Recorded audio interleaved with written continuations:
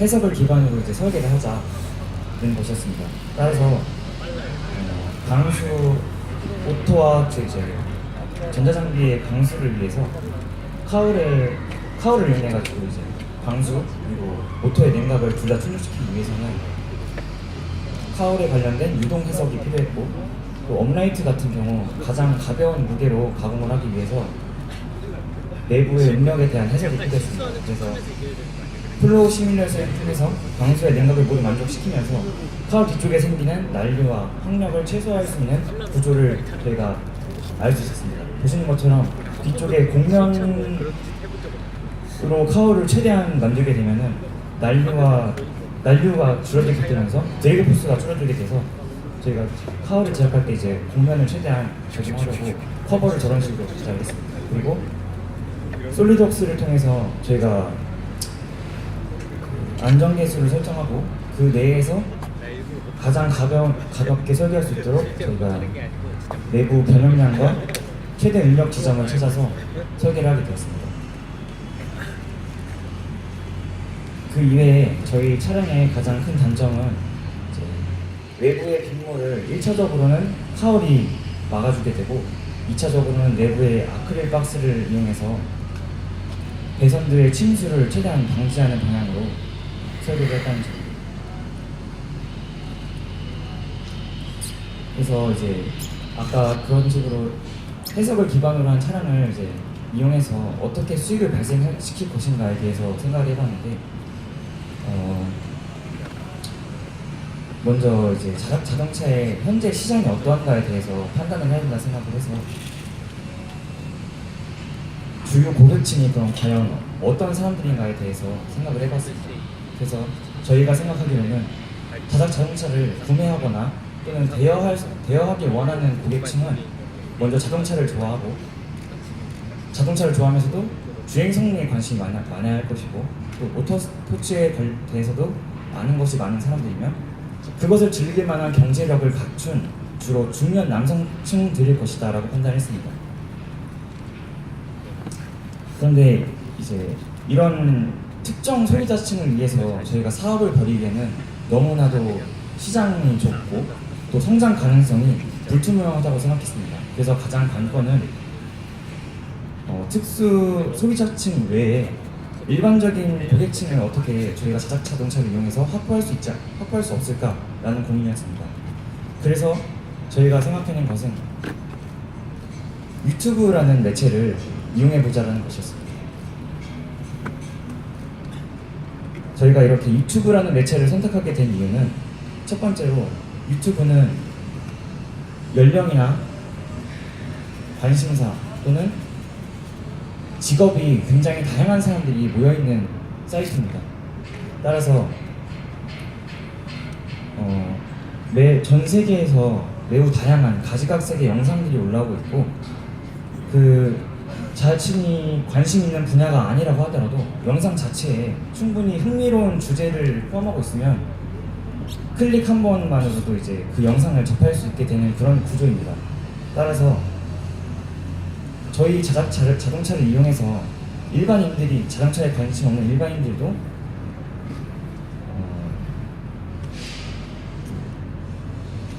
내용 자체, 그러니까 자동차에 관심 없는 사람들이 내용 자체에 약간 흥미로운 내용으로 인해서 영상을 시청하게 된다면은 저희 차량도 알릴 수 있고 또 흥미를 유발할 수 있다는 점에서 저희는 이게 충분히 시장성을 갖출 수 있다고 판단했습니다. 이렇게 되면은 아까 말씀드린 특정 소비자층 외에 일반적인 고객층을 저희 사업분의 일반 잠재적인 고객으로 확보할 수 있다고 생각합니다. 그리고 두 번째 이유는 일반 스마트폰의 높은 보급률로 인해서 유튜브의 시장이 굉장히 급격하게 성장하고 있다는 점입니다. 유튜브는 전 세계 월간 사용자가 10억 명이 되고 이제 분당 업로드된 영상의 길이가 300시간 이상이 될 정도로 급격히 성장 중이고, 뱅크 오브 아메리카에서 이제 발표한 바로는 구글이 2006년에 유튜브를 인수할 당시 그때의 기업 가치보다 현재 기업 가치가 약 440배 정도 증가할 한 것으로 추정을 하고 있습니다. 그래서 유튜브를 통한 사업이 지속 가능한 사업이라고 저희가 생각했습니다. 그러면 유튜브를 이용해서 어떤 방식으로 사업을 할 것이냐에 대해 말씀드리겠습니다. 먼저 저희 차량을 이용해서 영상을 촬영해야 되는데 먼저 저희 차량을 알려야 되겠다라고 판단을 해서 기존 유튜브에는 저렇게 자동차 시승을 주로 테마로 해서 영상을 제작하는 채널들이 있습니다. 그 채널에 먼저 저희의 차량에 대해서 시승 평가를 해달라고 요청을 드립니다. 이미 저 채널 자체에 구독자 수가 굉장히 많은 상태이기 때문에 저희 차량을 저렇게 예시로 이제 저희가 썸네일을 만들어 본 건데 저런 식으로 이제 영상을 올리게 된다면 여러 사람들이 저 영상을 보고 저희 차량에 대해 알 수 있을 것이고 저희가 이제 만든 채널에 방문하는 방문자 수가 점점 늘어나게 될 것입니다. 그럼 그 다음부터 이제 일반인들의 흥미를 유발할 수 있는 주제, 예를 들면 저희 차량에 카메라를 장착해서 일반적인 여행지에 직접 가지고 간 다음에 차량을 주행하면서 주변 풍경을 녹화한 영상이라던가 아니면은 일반 차량과의 뭐 드래그 대결 같은 영상도 찍을 수 있어요. 그런 흥미로운 영상들을 저기 제 제목이 자동차 시승기죠. 충분히 구독자의 수 또는 조회수를 시간이 지남에 따라 점점 확보할 수 있을 것이라고 생각을 했습니다. 그래서 그런데 이제 문제가 되는 것이 저희가 저렇게 단순히 영상만 제작하고 업로드한다고 해서 어떤 사업적이라고 할 만큼의 수익이 들어오지는 않는다는 점입니다. 가장 중요한 것이 이제 유튜브의 관계에 대해 살펴봐야 하는데 유튜브는 유튜브 파트너 프로그램이라고 해서 일정 구독자와 조회수를 가진 채널에 대해서 광고 영상을 이제 삽입하는 구조를 갖고 있습니다. 그래서 일반 사용자들이 크리에이터가 만든 영상을 보면서 광고 회사가 제공한 홍보물을 시청하게 되면 유튜브가 그 영상 제작자들에게 일정의 수익금을 이제 제공하는 방식입니다. 그런데 이제 이 광고를 통한 수익금이 천차만별이고 구독자와 조회수가 높은 이제 크리에이터일수록 협찬 광고료가 굉장히 많이 들어오게 됩니다. 그래서 이제 제가 아까 말씀드렸던 자동차만을 이제 주로 다루는 채널의 연간 수익을 이제 도표로 표시해봤습니다. 진한 파란색이 누적 조회수를 의미하는 것이고 꺾은 선 그래프가 그 채널의 구독자 수를 의미하고 이제 채널 이름 밑에 써 있는 숫자가 연간 예상되는 연수익입니다. 단위는 원입니다. 이제 모토그래프 같은 경우는 2013년에 채널을 개설했고 오토뷰와 카랩은 각각 2014년, 2015년에 채널을 개설한 상태입니다. 그리고 모트라이는 역시 모토그래프와 같이 2013년에 채널을 개설해서 운영하고 있습니다. 보신 바와 같이 채널을 개설한 지 일단 1, 2년밖에 되지 않았는데도 이미 연간 수익률이 2,600만 원 이상 그리고 3,700만 원 되고 구독자 수를 올려서 이제 최대한 광고나 협찬료를 많이 받을수록 수익 자체가 배로 증가한다는 것을 알 수 있습니다. 물론 사업이 바로 어떤 수익 보조를 크게 낼 수 있는 구조는 아니지만 장기적으로 봤을 때 초기 투자 비용 자체가 그렇게 크지 않고 투자 비용에 비해서 저렇게 큰 수익을 낼 수 있다는 점에서 저희는 이제 가장 현실적인 사업 방안이라고 생각을 했습니다. 이것으로 저희 사업수정 발표를 마치겠습니다. 질문 있으신 분들 질문해 주시면 되겠습니다.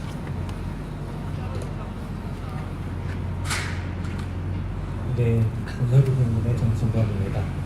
지금 제가 영상을 지금 자료를 보고 있는데 제가 지금 이해한 거는 그 차량을 그러니까 제작보다는 차량을 어떤 매체를 통해 가지고 홍보함으로써 그게 어떤 수익을 얻는 것 같아요. 그렇습니다. 예, 그래서 하면은 만약에 그 기준을 한다면은 각각 이제 그 매체별로 아까 뭐 모터그래프인가 뭐 모터라인 여러 가지가 있는데 거기서 이제 총 아까 그 도표에서 보여준 거는 이제 그 각각 이제 그 크리에이터의 전체 이제 수익이고 그 중에 이제 또 충실대에서 이제 영상을 올리면서 그 중에 차지하는 그 포지션이 있을 것 같은데 그 예상되는 이제 포지션이 얼만큼인지 아까 말씀드린 것처럼 이제 저희가 영상을 꾸준하게 올리게 된다면 아까 카랩이나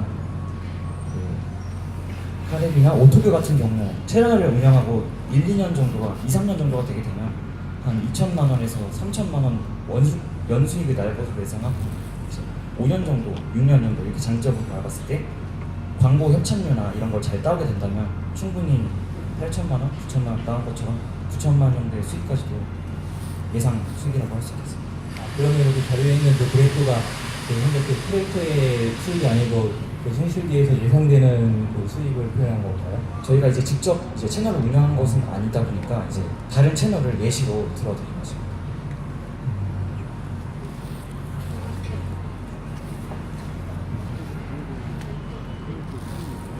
자동차라는 그 지금 제작이나 설계, 판매, 직접적인 판매는 이제 한 내용에 대해서 나오지 않았습니까? 예. 자동차라는 프레임을 가지고 하나의 프레임을 가지고 과연 유튜브라는 시장에서 얼마만큼의 조회수를 그리고 얼마만큼의 많은 컨텐츠를 만들 수 있을까? 어느 정도까지 사업을 확장해 나갈 수 있을 거라고 예상하시나요? 그게 가장 중요한 부분이라고 저도 생각을 하는데 이제 유튜브에 찾아보면은 해외의 유명 자작차 팀들도 자신들의 주행 영상을 올리는 영상들은 굉장히 많습니다. 하지만 그 영상들의 조회수나 그 채널의 구독자 수를 보면은 겨우 한 1,000명, 2,000명 정도 수준에 머무르고 있습니다. 그래서 저희가 자작차를 영상에 이용하는 것뿐이지 중요한 것은 자동차를 좋아하는 사람들을 포함해서 다른 일반 사용자들의 흥미를 일으킬 만한 테마를 이제 정해야 된다는 것인데 아까 말씀드린 것처럼 이제 저희 차량을 이용하여서 일반 사람들이 좋아할 만한 콘텐츠 예를 들면 여행지라든지 맛집을 이제 차량을 타고 이제 직접 찾아가는 약간 그런 우스꽝스러운 콘텐츠라도 이제 유튜브에 올리게 된다면 차라리 그런 일반적인 주행 영상보다는 흥미를 유발할 수 있다고 생각해서 그런 콘텐츠를 계획을 해야 된다고 생각합니다.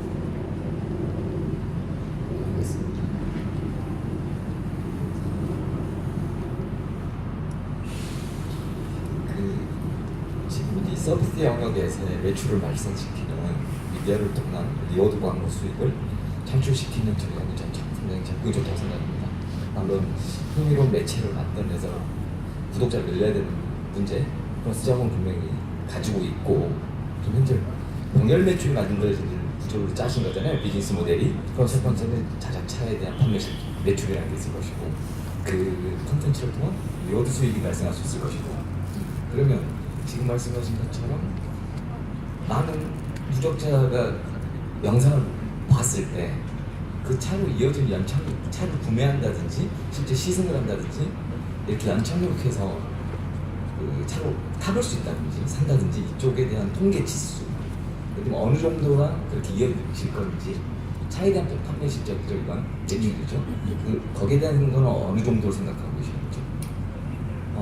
이제 사실 저희가 준비한 자료는 이제 저희가 내부적으로 이제 저희끼리 생각했을 때 차량을 판매하는 것 자체는 저희 차량 제작 비용이 약 1,300만 원 정도가 들었는데 그런 차량을 이제 판매할 시장 자체가 적다고 판단해서 판매는 저희가 생각을 하지 않았고 시승 정도는 이제 채널을 이용해서 한다면은 아까 그 카트 사업에서 이제 한 세션을 20분 정도로 잡았는데 그 정도로 이제 운영하게 되면 한 세션에 한 5만 원 안쪽으로 이제 하게 되겠습니다.